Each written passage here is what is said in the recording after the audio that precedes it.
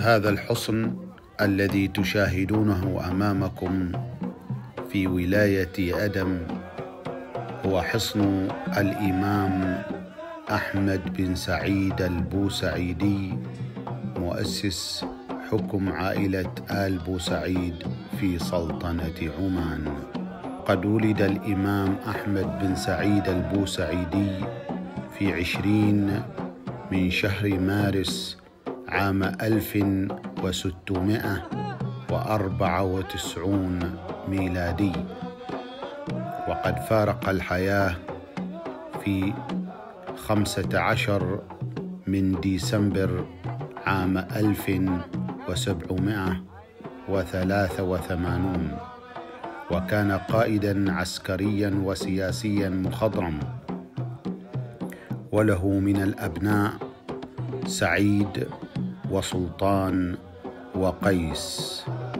وهذا الحصن الذي تشاهدونه الآن من الخارج هو كان مقر لحكمه وبيت يأوي فيه ويناقش جميع قضايا مجتمعه، ولقب الإمام أحمد بن سعيد البوسعيدي بالمتوكل على الله. وقد كان من إنجازاته أن بنى سور يحمي فيه مسقط على البحر، وبنى حصن الفلج، وكذلك حصن آخر وهي قلعة الرستاق في ولاية الرستاق.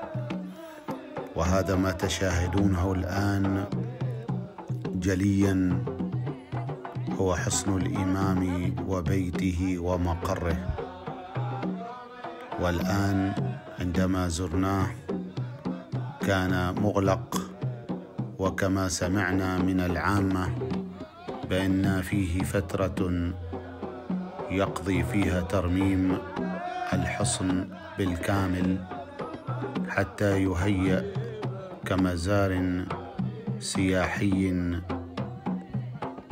ويعاد تأهيله بالطريقة القديمة من كل جنباته الداخلية والخارجية.